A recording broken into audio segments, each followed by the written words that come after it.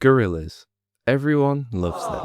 And if you don't, maybe it's time to take a good long look at yourself. Although, judging by the fact you've clicked on this video, I like to think that you're a big fan of gorillas too. But if you thought you liked gorillas, wait until you hear about comic book readers in the 1950s. I mean, these guys loved gorillas. I'm not kidding. Go have a little look at a DC comic in between 1951 and 1959, and I bet you it will take no time to stumble across a cover with a gorilla up to some monkey business. The strange thing, however, is that this wasn't just some niche fad, specific to B-list comic book runs for a short period of time. No, you see, the Silver Age of comics were full of gorillas, and it's very likely that one of your favourite superheroes had to deal with at least 3 during this era. In fact, if you put a gorilla on one of your comic covers during this period, you would find sales to be exponentially better than those without. So, what was this fascination with gorillas in comic books? How did it start? And most importantly, why did it start? Find out today as we explore the gorilla age of comic books.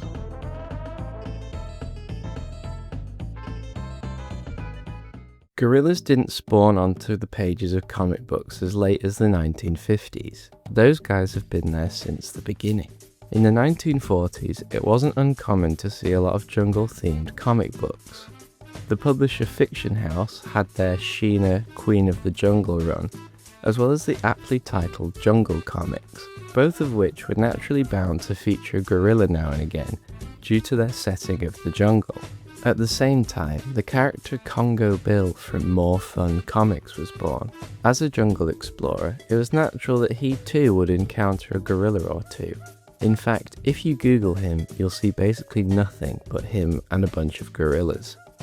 And then, in 1944, when DC's very own Wonder Woman first faced Giganta, a supervillain you might be familiar with, it was revealed that she got her superhuman strength because she used to be a gorilla, who was transformed into a woman by a mad scientist. It was in 1951 though, where gorillas really hit their stride in the comic book world. In the 8th issue of DC's Strange Adventures, the cover depicted a caged gorilla claiming to be the victim of a science experiment gone wrong. This issue sold significantly better than any other Strange Adventures comic, and to this day it is the highest selling issue of the series. And the success of this gorilla gimmick didn't go unnoticed. After another ape was included in Big Town's 14th issue, Julius Schwartz and newly appointed editorial director Irwin Donenfeld decided to cash in on this gorilla-based craze. As noted by Schwartz in his autobiography, the two decided to try a gorilla cover again, and quote, "Every time we tried it, it sold fantastically well, with sales shooting sky high." Thus, gorillas were everywhere. Strange Adventures and Tales of the Unexpected continued to, or started including gorillas frequently on their covers. Strange Adventures 201 features a gorilla donning a pinstripe suit, which personally stands as one of my favourites. 1953's Batman issue 75 depicted a very angry-looking gorilla known as the Gorilla Boss terrorising Gotham, with Batman and Robin swinging in to stop him. 1954's Adventure Comics number 196 saw Superboy dealing with King Gorilla, hurling a massive boulder at him. And issue 78 of Wonder Woman in 1955 saw the titular heroine playing a game of baseball with a very cheeky looking gorilla called Andy. And while most of these are one-off characters, it's important to remember that the Gorilla Age of comics also saw a number of returning characters introduced as well. In 1959, Gorilla Grodd appeared in Flash number 106 and has stayed as a rather infamous villain ever since, even being a part of the Legion of Doom on many occasions. This issue of The Flash also saw Solivar introduced as the leader of Gorilla City. And as the Silver Age came into full effect, we were also introduced to a list of gorillas who I'm going to name now. We had Monsieur Malar, he was Doom Patrol's villain. The red gorilla sidekick of Buona Beast was also introduced, and we also got Sam Simian, who might be the coolest looking gorilla on this list. Notably, however, it's just how many gorillas have appeared in Superman comics. The Man of Steel has faced more gorillas than are worth mentioning, but here they all are. Even Superman's best pal Jimmy Olsen wasn't free from gorilla mania. The guy has several crazy gorilla covers, but nothing beats the issue in which he marries a gorilla and a witch doctor Superman officiates it. Now, there are hundreds of more examples, with anthology series such as Star-Spangled War Stories and House of Secrets being unable to resist a gorilla with a machine gun or on a game show, or gorillas, doing this. Although of course it's impossible to really pin down any specific gorilla's sales numbers, the fact that between 1951 and 1970 saw 57 covers with gorillas on the front shows just how well these things were selling. You don't include that many gorillas if you're not raking in some serious money. Anyway, you're probably wondering what happened. Surely gorilla mania had to die at some point. Schwartz noted that Don & Field once famously limited comic writers and artists to no more than one gorilla a month. This rule naturally caused gorilla covers to naturally die down a bit. What really killed the craze, however, were two distinct historical moments in the comic book world.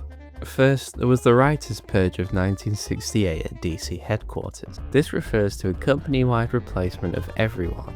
Essentially, the teams who had been in charge of Gorilla Mania were now either unemployed or had been forced to work on different comics. And secondly, there was the death of the Silver Age. You see, when the Bronze Age began in the early 70s, the Comics Code, which was the thing that had prevented comics from dealing with serious issues, had a revision. This meant that more mature issues could be addressed, which obviously meant the silliness of the Silver Age started to die down. Obviously, this meant the era of hyper-intelligent gorillas was over. So, now we know what the Gorilla Age is and its history, but you're probably wondering why gorillas? Schwartz has said that in his meeting with Don & Field, the two chalked the success of Strange Adventures 8 specifically up to the concept of that story, that the gorilla, who was once a man begging to be helped from the unfortunate situation, was appealing to readers who wanted to know how this scenario was going to be solved. And as Schwartz continues, we decided that the magazine sold well because a gorilla was acting like a human being, which makes sense because monkeys acting like humans is inherently funny. And while that does help explain why Strange Adventures took off in sales, it doesn't really explain why gorillas were so popular in the first place. To be honest, we don't actually know why they were such a zeitgeist, but we can pin down their initial inclusion in comic books down to a few things. You see, when these early jungle-themed comics were coming out, jungles were genuinely just popular at the time. King Kong had released in 1933, and that obviously had a big gorilla in it. In 1929, the story of Tarzan was adapted into a popular comic strip, and was followed by a plethora of motion pictures in the 30s and 40s. Now we can chalk this down to an interest in exotic lands and dangerous animals, and if you really want to boil it down, gorillas are just cool. It's all well and good analysing the historical context of this phenomenon, but ultimately, people just love gorillas. Take a look at this joke from 1897. You've probably seen it, but just take another look. And you know why that was funny? Because gorillas are just funny. And you know what? If I saw a gorilla pleading to be freed from his cage on the cover of a comic called Strange Adventures, I'd probably pick it up too.